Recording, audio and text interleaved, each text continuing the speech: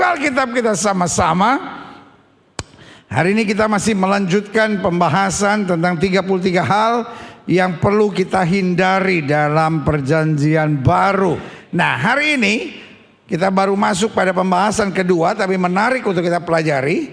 Hari ini kita mau bicara tentang janganlah berasumsi. Matius pasal 5 ayat 17-20 bilang begini. Janganlah kamu menyangka bahwa aku datang untuk meniadakan hukum Taurat atau kitab para nabi. Aku datang bukan untuk meniadakannya, melainkan untuk apa? Menggenapinya. Asumsi akan menciptakan kesimpulan. Asumsi akan menciptakan apa, saudara? Makanya Yesus bilang, jangan kamu menyangka bahwa aku datang untuk meniadakan hukum Taurat. Karena kalau asumsi kita bahwa Yesus datang untuk meniadakan hukum Taurat, berarti kesimpulan kita, perjanjian lama kita nggak perlukan lagi. Setuju? Karena Yesus datang untuk meniadakannya. Berarti kan ada orang-orang yang berkata, itu kan aturan perjanjian lama, nggak usah kita ikutin. Itu kan aturan perjanjian lama, nggak usah kita ikutin. Itu kan peraturan perjanjian lama, nggak usah kita ikutin. Nah, saudaraku, karena konsepnya Yesus datang untuk meniadakan. Asumsi yang salah akan menciptakan apa? Kesimpulan yang salah. Karena asumsi menciptakan kesimpulan. Sehingga kalau asumsi kita salah, kesimpulan kita salah, dan ketika kesimpulan kita salah, tindakan kita salah. Setuju sampai di sini? Makanya Yesus bilang, janganlah kamu menyangka bahwa aku datang untuk meniadakan hukum Taurat atau kitab para nabi. Aku datang bukan untuk meniadakannya, melainkan untuk apa? Menggenapinya. Jadi kalau kesimpulan kita benar, Yesus datang untuk menggenapi, berarti bagian firman Tuhan tetap kita percayai, meskipun itu perjanjian lama. Sampai di sini jelas? Yes. Karena aku berkata kepadamu, sesungguhnya selama belum lenyap langit dan bumi ini, satu iota atau satu titik pun tidak akan ditiadakan dari hukum Taurat sebelum semuanya terjadi. Jadi ketika Mazmur 23 bilang Tuhan adalah gembalaku, takkan kekurangan aku, kita imani. Jelas sampai di sini? Karena kita tahu Yesus bukan meniadakannya, tapi Yesus menggenapinya. Kita lanjut lagi. Karena itu siapa yang meniadakan salah satu perintah hukum Taurat sekalipun yang paling kecil dan mengajarkan demikian pada orang lain, ia akan menduduki tempat yang paling rendah dalam kerajaan sorga. Tapi siapa yang melakukan dan mengajari segala perintah hukum Taurat, siapa yang mengimani dengan benar, ia akan menduduki tempat yang apa? Tinggi dalam kerajaan sorga. Karena kesimpulan kita benar. Kesimpulan kita, Yesus bukan meniadakan, tapi Yesus menggenapi. Maka aku berkata kepadamu, jika hidup keagamaanmu tidak lebih benar daripada hidup keagamaan ahli Taurat dan orang Farisi, sesungguhnya kamu tidak akan masuk dalam kerajaan sorga. Nah, ketika kesimpulan kita benar, maka sikap kita juga akan benar. Karena Alkitab bilang, kalau hidup keagamaanmu tidak lebih benar dengan orang Farisi, kan ngerinya. Banyak orang bilang, oh Yesus meniadakan semua hukum, pokoknya sekarang hanya ada anugerah. Saya sangat percaya. Kalau sudah menatap saya dan berkata, kira-kira gereja Bethel Indonesia Glow Fellowship Center ajarnya bagaimana tentang anugerah? Kita adalah gereja yang percaya super hyper grace. Kita percaya semua adalah anugerah. Sama-sama bilang sama saya, semua adalah anugerah. Kita bisa hidup karena anugerah, kita bisa kuat karena anugerah, kita bisa melayani karena anugerah, kita bisa diberkati karena anugerah. Gereja kita sangat percaya tentang anugerah. Tetapi itu bukan berarti, kan ada pengajaran-pengajaran yang bilang karena kita menerima anugerah, mau merokok kek, mau minum kek, mau judi kek, mau pelacuran kek, pokoknya anugerah yang menyelamatkan kita, bukan usaha. Nah, ini salah mengerti karena kita menyangka. Nah, ini dia. Padahal Alkitab jelas bilang, jika hidup keagamaanmu tidak lebih benar dari orang Farisi dan ahli Taurat.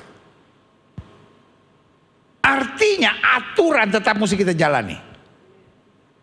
Sama-sama bilang sama saya, aturan tetap harus kita jalani.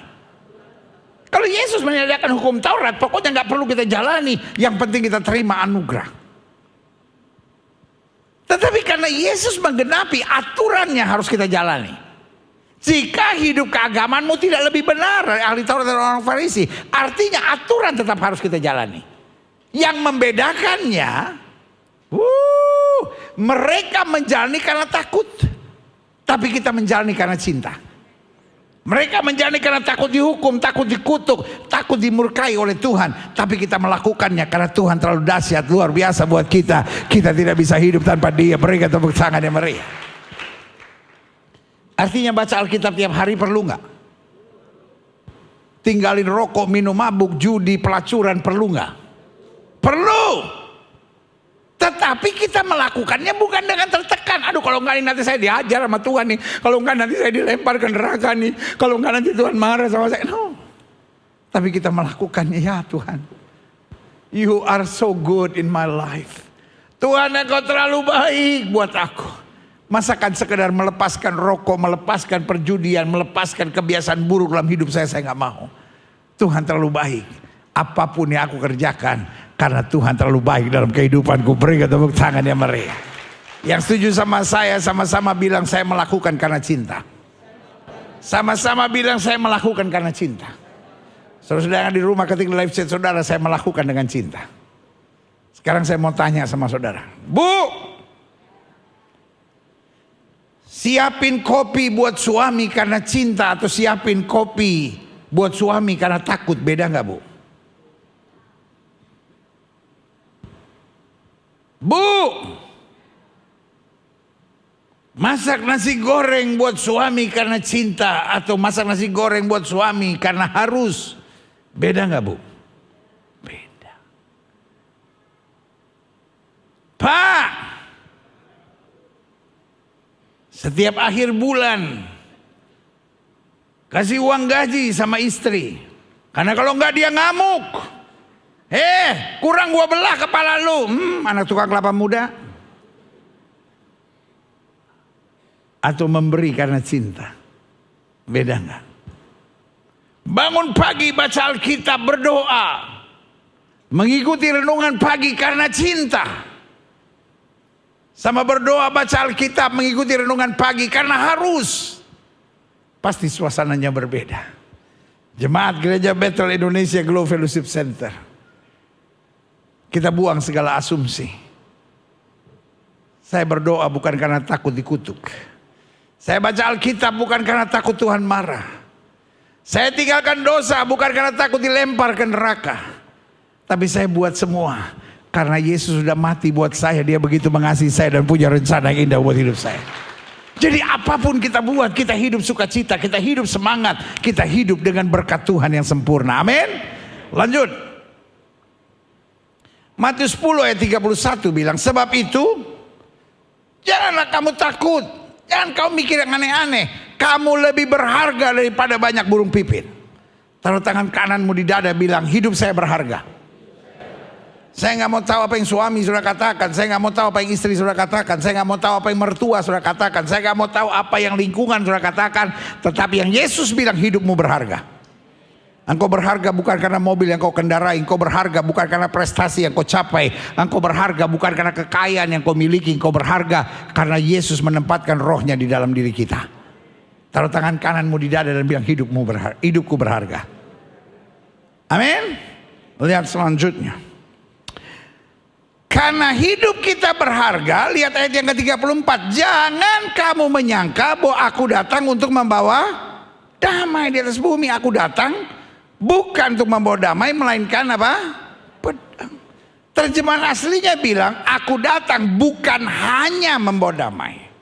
Jadi artinya, bukan salah Yesus datang untuk membawa damai. Memang dia datang untuk membawa damai. Tapi dalam kasus-kasus tertentu, dia datang untuk memisahkan.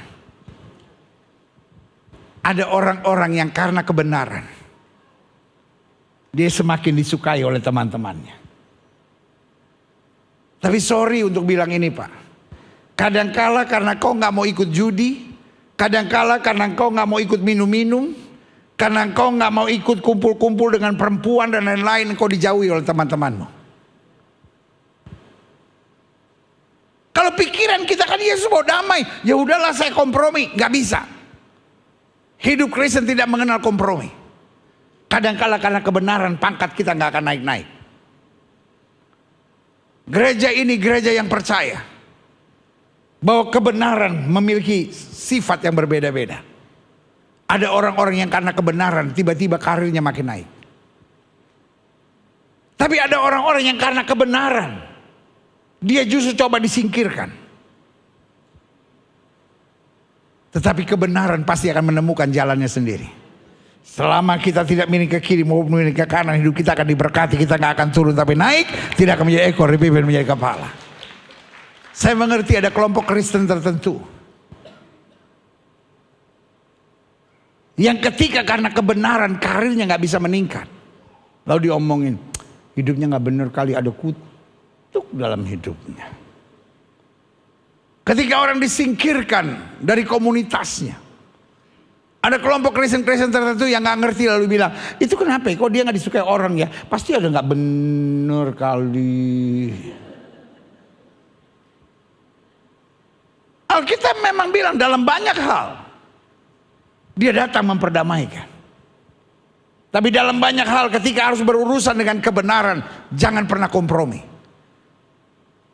Anak Tuhan tidak pernah jadi penjilat. Anak Tuhan tidak pernah jadi orang pencari muka. Anak Tuhan jalan aja dalam kebenaran. Ada kalanya karena kebenaran hidup kita akan dibukakan jalan yang hebat. Tapi ada kalanya di tengah kebenaran kita akan mengalami tekanan. Tapi selama kita setia, ada saja cara Tuhan untuk mengangkat dan menyatakan kemuliaan. Yang setuju katakan amin. Nah karena itu Alkitab bilang jangan kamu menyangka. Artinya hidup ini harus punya iman. Hidup ini harus jalan dalam kebenaran. Hidup ini jangan main dengan asumsi. Karena selalu saya bilang asumsi adalah serangan iblis yang jahat. Asumsi adalah serangan iblis yang jahat. Saya bisa duduk diam tiba-tiba nangis sendiri. Kayaknya suami saya udah gak sayang saya.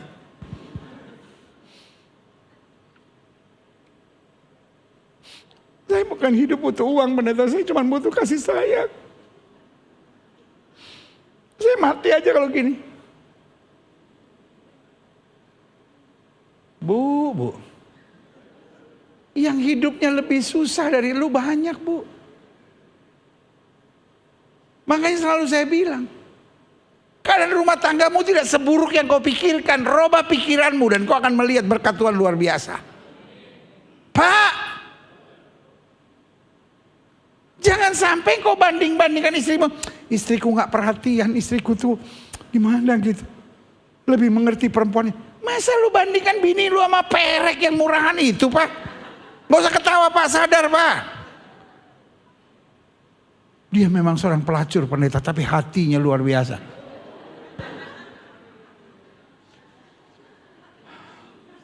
Cuci muka pakai air ketimun, Pak.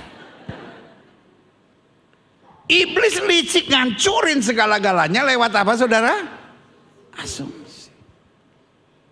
Adik-adik muda bisa mau bunuh diri karena merasa hidup saya nggak berharga. Hidup mau berharga. Sama-sama bilang hidup saya berharga. Hanya serangan setan yang jahat itu membuat kita berasumsi. Kapan kita tahu kita berasumsi? Waktu bahasa kita sebentar-sebentar mulai dengan jangan-jangan. Jangan-jangan saya ini anak ditolak. Jangan-jangan rumah tangga saya hancur. Jangan-jangan hari depan saya. Nah, anak Tuhan gak mengenal kata jangan-jangan. Anak Tuhan mengenal kata aku percaya.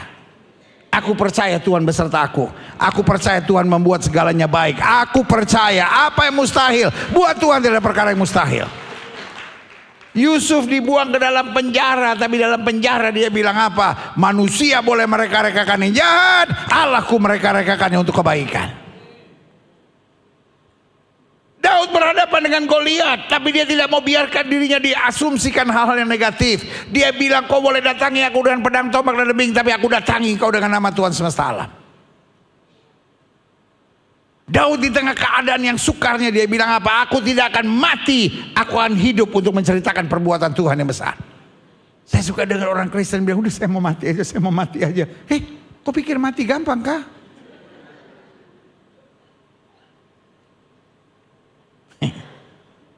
Mulai hari ini kita punya iman.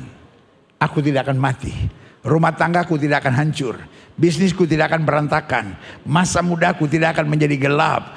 Aku akan menceritakan perbuatan-perbuatan Tuhan yang gagah perkasa dalam kehidupanku. Haleluya. Sebab aku datang untuk memisahkan orang dari ayahnya, anak perempuan dari ibunya, menantu perempuan dari ibu mertuanya. Artinya ketika berhadapan dengan kebenaran, kita harus punya prinsip. Prinsip itu kadang-kala memisahkan kita dari persahabatan kita, dari komunitas kita. Tapi jangan kita terpisah dari komunitas karena sombongnya kita, karena kepala batunya kita, karena egoisnya kita, karena arogannya kita.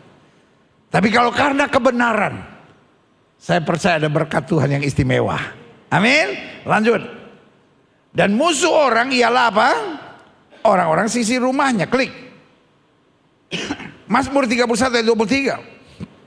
Aku menyangka dalam kebingunganku, lihat, aku tak terbuang dari hadapan matamu. Lihat saudaraku, saya menyebut asumsi sebagai serangan jahat iblis. Dan ada orang-orang yang selalu berpikiran gini, pendeta, kita berpikir aja dulu yang buruk pendeta. Jadi kalau kita dapat yang baik, kita akan sukacita. Daripada kita udah keburu pikirin yang baik, tiba-tiba nggak seperti yang kita harapkan, kan kita kecewa. Dan ada orang yang percaya. Saudaraku, hidup ini harus bersandar pada firman. Pikirkan aja dulu yang buruk. Nanti kalau dapat yang enak, ya itu berkat. Mana ada itu dalam ayat? Ujang pasal 2 ayat 6. Alkitab saya nggak ada kitab Ujang. Yang ada dalam firman Tuhan adalah apa yang benar, apa yang mulia, apa yang sedap untuk kita dengar. Itu yang harus kita pikirkan. Berikan tepuk tangan yang meriah buat Tuhan. Yang setuju sama saya, sama-sama bilang saya mau pikirin yang positif. Sama-sama bilang saya mau pikir yang positif. Karena sesuai dengan imanmu jadi padamu. Bayangkan Daud. Dikatakan apa? Dalam kebingunganku, aku menyangka aku tak terbuang dari hadapan matamu. Daud dalam kondisi tertentu dalam hidupnya, iblis mulai menyerang pikirannya. Dan dia mulai asumsi aku tak terbuang dari hadapan matamu. Tetapi sesungguhnya, artinya tetapi kebenarannya, engkau mendengarkan suara permohonanku. Berarti dapat kita simpulkan, ini saat-saat di mana dia berdoa dan kelihatannya Tuhan tidak menjawab doa. Ketika dia mengharapkan sesuatu tidak terjadi seperti yang diharapkan.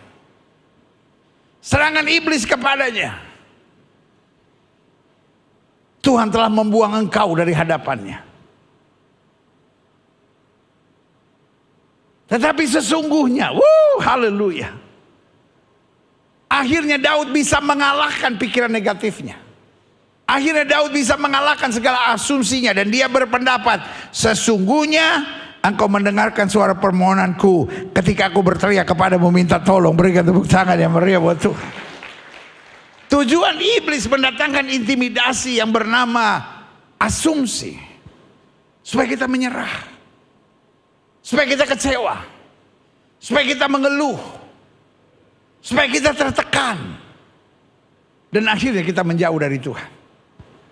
Tapi Tuhan memberikan iman dalam hidup kita. Yang pertama supaya kita bersyukur, yang kedua supaya kita kuat, yang ketiga supaya kita yakin akan pertolongan Tuhan, dan yang keempat supaya kita tetap memimpikan perkara-perkara besar yang memang Tuhan sediakan buat kita. Berikan tepuk tangan yang meriah buat Tuhan. Haleluya. Klik. Praduga dan asumsi seringkali menciptakan banyak sikap, tindakan, dan keputusan yang berbahaya. Karena kalau kesimpulannya salah, maka otomatis tindakan kita salah. Kalau Daud berkesimpulan bahwa Tuhan telah membuang aku, berarti aku tidak perlu dekat lagi dengan Tuhan. Coba saudara pelajari. Banyak rumah tangga bermasalah Banyak orang-orang pelayanan bermasalah, banyak gereja pecah. Seringkali karena asumsi. Kayaknya saya udah gak dibutuhkan lagi di pelayanan itu. Hanya pendetanya gak suka sama saya. Pendetanya gak benar itu pendeta. Karena kita sibuk dengan apa? Asumsi. Yusuf tidak mau berasumsi dengan kesalahan istrinya Potifar dan Potifar. Yusuf hanya mau memandang rancangan Tuhan dalam hidupnya. Tuhan izinkan semuanya untuk menjaga satu bangsa yang besar yang dipilih oleh Tuhan. Kadangkala jalanmu berat, karena hal-hal besar yang Tuhan persiapkan bagimu. Berikan tepuk tangan yang meriah buat Tuhan. Nah, selanjutnya saya pelajari. Adapun praduga dan asumsi, bagi saya adalah serangan setan. Para psikiater berkata, kayaknya gak gitu pendeta. Para psikolog akan berkata, hamba-hamba Tuhan, apa-apa setan. Loh,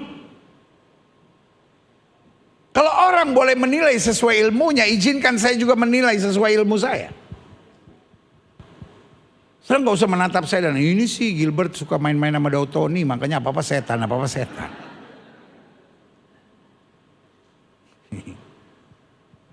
Setiap orang bisa menilai sesuatu dari sudut pandangnya. Dari pengalaman saya, dari sudut pandang saya. Dari konsep saya bergaul sama orang, akhirnya saya simpulkan. Asumsi adalah serangan setan. Kalau setan menyerang,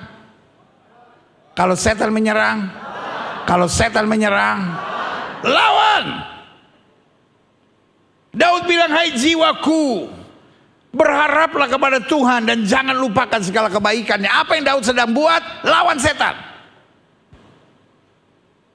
Waktu Yesus bilang ada tertulis, manusia hidup bukan dari roti saja, tapi dari setiap firman yang keluar dari mulutnya Allah. Karena yang iblis ciptakan adalah apa? Asumsi. Jika engkau anak Allah, robah batu ini menjadi roti. Yang dia sedang bangun apa? Asumsi. Iblis ngomong apa sama Adam dan Hawa? Tentu Allah berfirman, semua pohon dalam taman ini tidak boleh kamu makan buahnya, bukan? Yang dibangun adalah apa? Asumsi. God is not a good God. Tuhan bukan Tuhan yang baik. Dia ciptakan semua taman, semua pohon dalam taman tidak boleh dimakan. Tiba-tiba dilawan oleh Adam dan Hawa. Semua boleh, cuman yang di tengah nggak boleh. Lalu dijawab apa sama iblis? Karena Tuhan tahu, kalau kamu makan buah yang di tengah, kamu akan jadi seperti Allah. Yang kembali dibangun adalah asumsi. Tuhan tidak mau kesaing oleh engkau. Dan yang masuk di dalam Adam dan Hawa kemudian apa? Wah, kalau gitu Tuhan parah. Kenapa dia makan buah? Karena asumsinya negatif. Kalau dia yakin God is a good God, tidak mungkin dia terbujuk dengan itu. Makanya saya ada pada kesimpulan. Saya menghargai pandangan para psikiater. Saya hargai pandangan para dokter. Saya hargai pandangan para psikolog. Tapi tolong hargai pandangan saya. Buat saya praduga dan asumsi adalah serangan setan. Kenapa setan menyerang? Karena hidupnya supaya kita tidak bisa bahagia.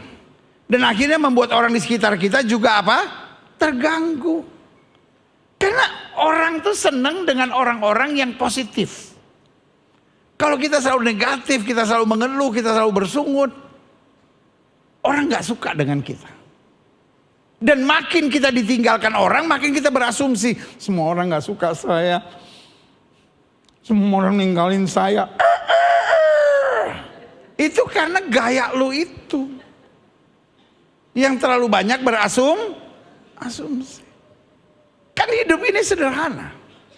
Before you share something, sebelum sudah mengucapkan sesuatu, mikir dulu. Ini jadi berkat enggak? Ini bawa damai enggak? Ini menyenangkan hati Tuhan enggak? Ini meluaskan kerajaan Allah enggak? Kalau ini bikin panik, ini bikin kerusuhan, ini bikin kekacauan, ini bikin provokasi, ya nggak usah share. Bilang sama sebelah saudara, telan sendiri. Itu. Kalau gara-gara omongan saudara orang jadi stres, apa gunanya? Kita datang untuk membawa damai, yang setuju katakan amin. Selanjutnya, adapun saya pelajari, praduga dan asumsi dimulai dari apa? Pikiran negatif yang tidak mau dikoreksi. Jadi setiap orang bisa punya pikiran negatif. Tapi do not entertain it. Jangan dinikmati, harus kita tolak. Harus kita koreksi, klik. Nah, saya coba simpulkan. Ternyata yang saya pelajari, ada 4 kelompok manusia dalam hubungan dengan praduga dan asumsi ini. Kelompok yang pertama, ada orang-orang yang tidak memiliki gangguan praduga dan asumsi. Setuju? Halo? Oh, ini semua nih asumsi semua nih. Ada nggak orang-orang yang nggak pernah mikir negatif? Banyak. Ada nggak orang-orang yang pikiran selalu positif? Cukup banyak. Tapi hari-hari ini orang-orang ini lagi diserang. Kalau dia mah mikirinnya baik terus sama orang, mikirnya baik terus sama orang, dia pikir semua manusia di muka bumi malaikat. Nah, hati-hati lu ditipu orang. Orang yang hari-hari berpikir positif sedang diserang banyak orang. Tapi hari-hari ini saya hanya mau ingatkan saudara, you are on the right track.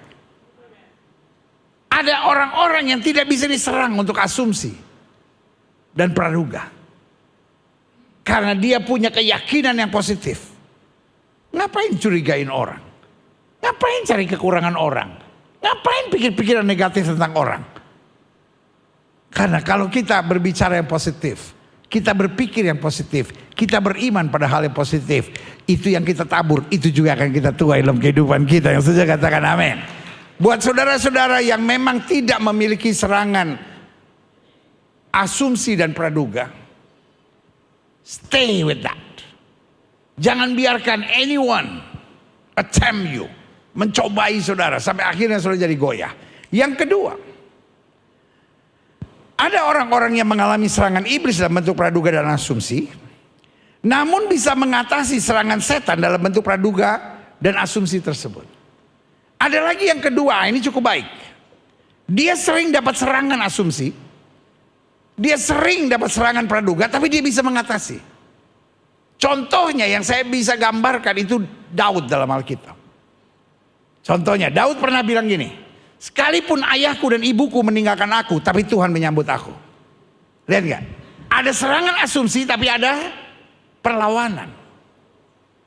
Ada kalimat yang berkata, sekalipun 1000 rebah di sisi kiriku, 10.000 boleh rebah di sisi kananku, itu tidak akan menimpa aku. Jadi saya menyebut dia sebagai orang yang banyak dapat serangan asumsi, tapi dia know how to handle. Jadi buat saudara-saudara yang sering mengalami serangan asumsi praduga, kalau saudara lihat orang, aduh jangan-jangan begini, aduh jangan-jangan begini, ingat firman Tuhan. Yesus bilang ada tertulis, kita harus lebih percaya yang Tuhan firmankan daripada yang setan sedang katakan buat hidup kita. Yang setuju sama saya katakan, saya harus lebih percaya pada yang Yesus katakan. Sekali lagi, saya harus lebih percaya pada apa yang Yesus katakan. Saudara-saudara yang di rumah, ketika live chat saudara, saya harus percaya pada apa yang Yesus katakan. Karena yang Yesus katakan itu adalah kebenaran. Yang iblis mulai serang dalam hidup kita hanya untuk menggoncangkan. Klik.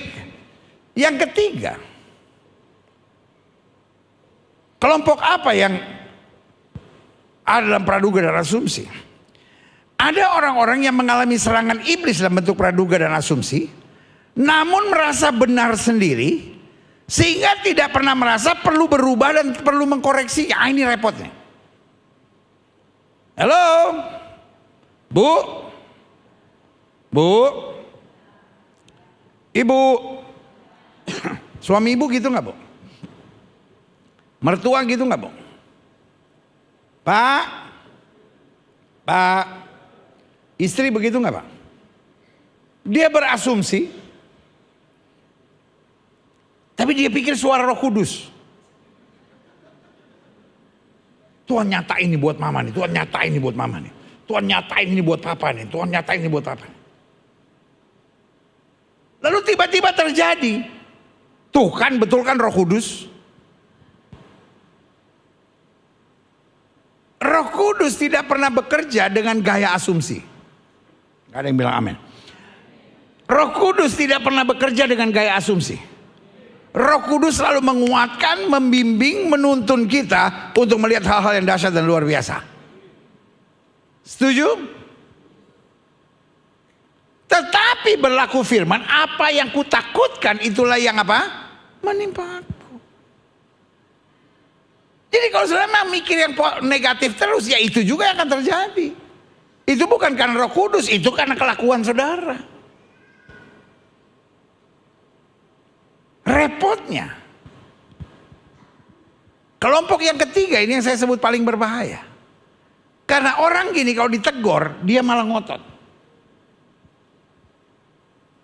Sehingga akhirnya banyak orang yang ada di sekitar orang-orang seperti ini akan membiarkan. Mungkin nggak ada yang berani tegur saudara. Pendeta, habis kalau saya tegur suami saya, lu jangan mikir yang negatif. Apa sih? Daripada ribut ya iyain aja lah pendeta. Saya kalau tegur istri saya, pendeta, saya bilang lu jangan pikir negatif. Lu kamu ini enak aja. Daripada ribut saya iyain aja lah pendeta. Biar dia senang. Mertua saya juga kalau ngomong selalu negatif, saya iyain aja lah. Kalau enggak ribut. Saya gembala saudara.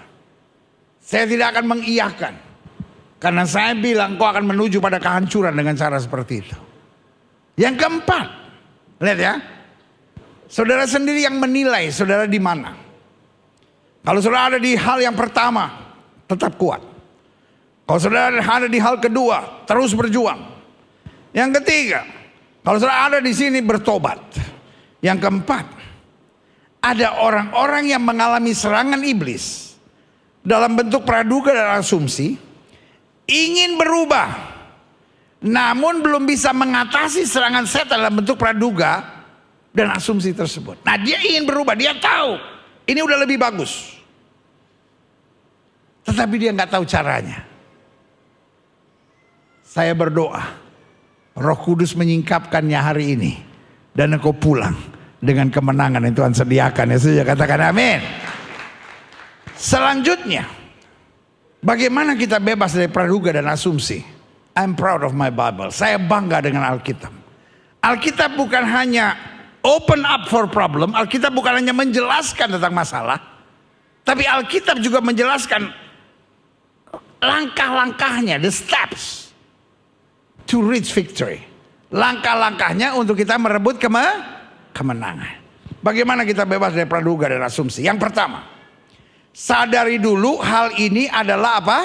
Serangan setan. Jangan muter sana, muter sini. Lu memang keadaannya begini, lo situasi memang begini. Memang suami saya begitu, memang istri saya begini. Memang keadaan ekonomi kami sedang begini. Memang keadaan rumah tangga kami sedang begini. Sadari dulu bahwa setiap asumsi adalah serangan iblis. Serangan setan.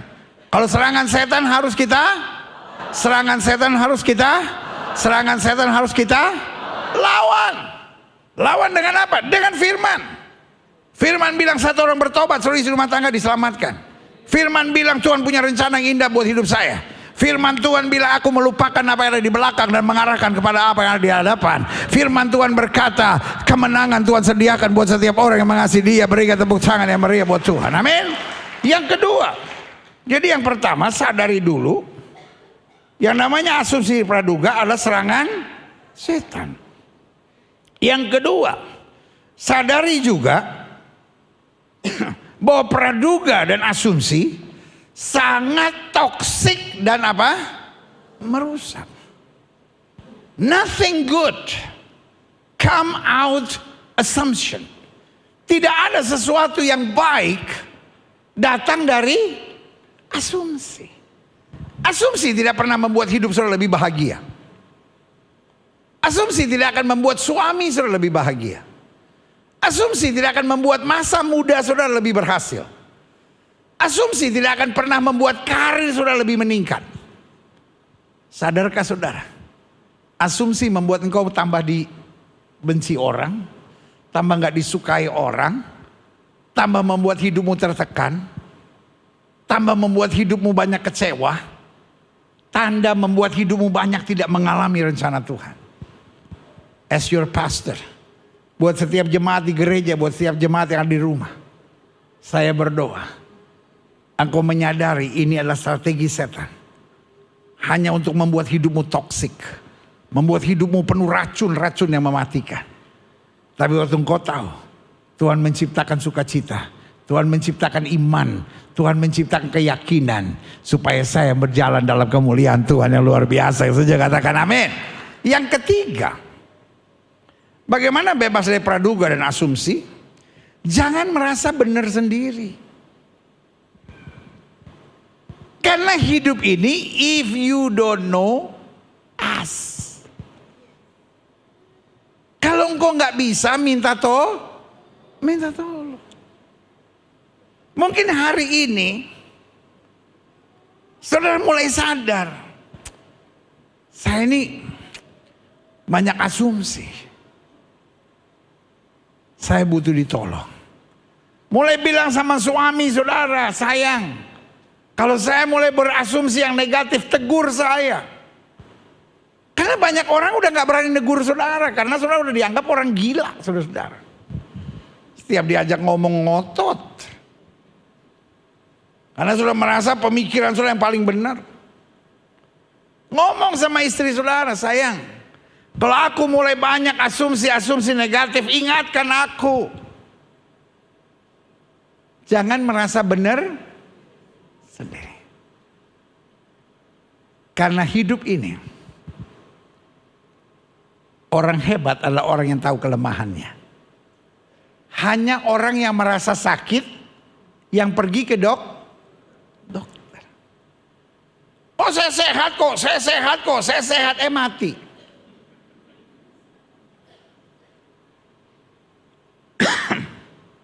Ada banyak orang yang tanpa dia sadari, dia pikir secara rohani dia sehat, akhirnya rohnya mati. Jangan merasa benar sendiri. Yang keempat, bagaimana kita bisa bebas dari praduga dan asumsi? Kelilingi diri kita dengan orang-orang apa? Positif. Saya pelajari untuk kasus-kasus asumsi yang sudah sangat berat. Orang Manado bilang sobakimuk. Apa itu bakimuk? Lumut. Lumutan, saudara. Orang Jawa bilang karatan. Untuk hal-hal yang udah karatan, udah bakimu gitu, udah belumut gitu, saudara. Udah masuk sampai roh saudara. Jadi otomatis saudara ada masalah apapun selalu pikiran negatif. Ada persoalan apa pikiran negatif. Lihat orang negatif, lihat gereja negatif, lihat ada masalah negatif. Selalu pikiran selalu udah negatif. Sobakimu itu. Udah belumut itu saudara. Kondisi-kondisi seperti itu, kadang-kala doa nggak cukup. Didoain 1-2 hari oke, kembali lagi ke selera asal. Kembali lagi ke selera asal.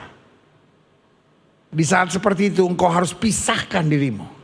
Karena Alkitab bilang, pergaulan yang buruk menghancurkan kebiasaan yang baik.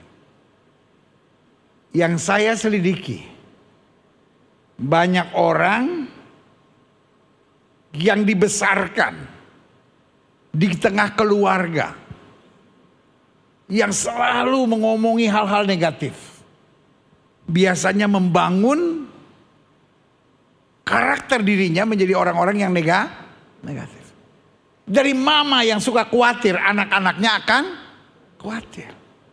Dari mama yang suka berasumsi, menciptakan anak-anaknya berasumsi.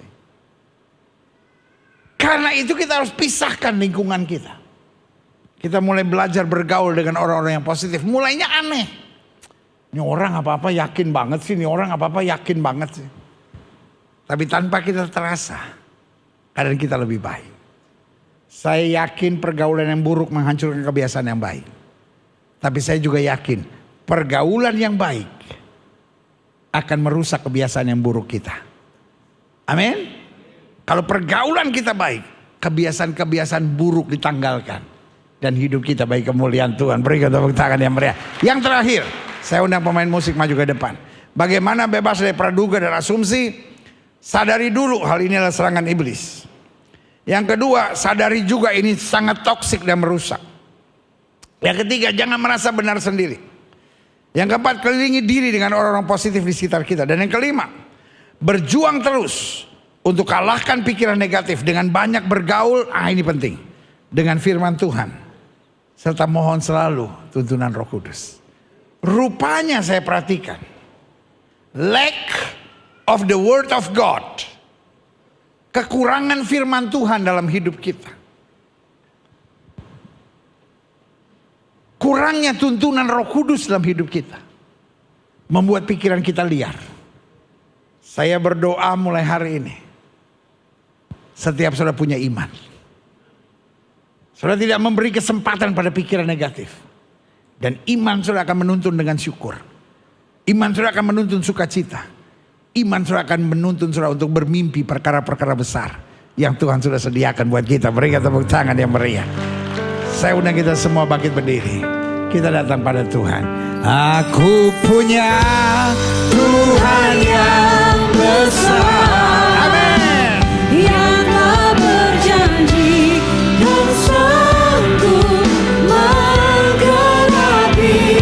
Imanku bersepakat percaya kuasanya. Ku terima sekarang kemenangan. Haleluya, aku punya Tuhan yang besar. Dia lebih besar dari masalahku, lebih besar dari persoalanku. Stop pikir negatif. Stop berasumsi.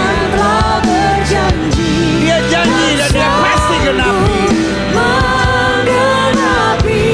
Imanku bersepakat percaya kuasanya. Ku terima kemenangan darimu. Musik main dengan sangat lembut. Setiap mata terpejam, setiap kepala tertunduk, setiap hati terangkat pada Tuhan. Hari ini Roh Kudus kembali mengingatkan kita bahwa kita punya Tuhan yang besar. Dia punya rancangan yang indah, dia punya rancangan yang dahsyat, dia punya rancangan yang luar biasa dalam hidup kita. Tuhan mau hidupmu berkemenangan, Tuhan mau hidupmu dahsyat, Tuhan mau hidupmu penuh dengan kemuliaan-Nya. Iblis datang mulai mengintimidasi hidup saudara, sehingga kau berpikir aku tidak sanggup. Sehingga kau pikir semua orang menyakitkan, semua orang mengecewakan, hidupmu gak akan pernah bisa bahagia. Tapi hari ini saya mau bilang, serangan iblis lawan. Serangan iblis lawan. Hidupmu dahsyat, hidupmu luar biasa, hidupmu diberkati Tuhan. Jika itu doamu, hari ini taruh tangan kananmu di dada. God is a great Father. Tuhanlah Bapa yang dahsyat. Masakan Dia biarkan hidupmu menderita? Yang menjajah hidupmu seringkali adalah pikiranmu sendiri. Engkau tidak seburuk yang kau pikirkan. Keadaanmu tidak separah yang kau pikirkan. Pikiranmu itu yang kadang-kadang terjajah oleh kuasa kegelapan. Jika itu doamu, taruh tangan kananmu di dada. Ini saatnya engkau mulai lawan pikiran-pikiran negatifmu. Ini saatnya engkau mulai lawan asumsi. Engkau mulai hidup dengan iman.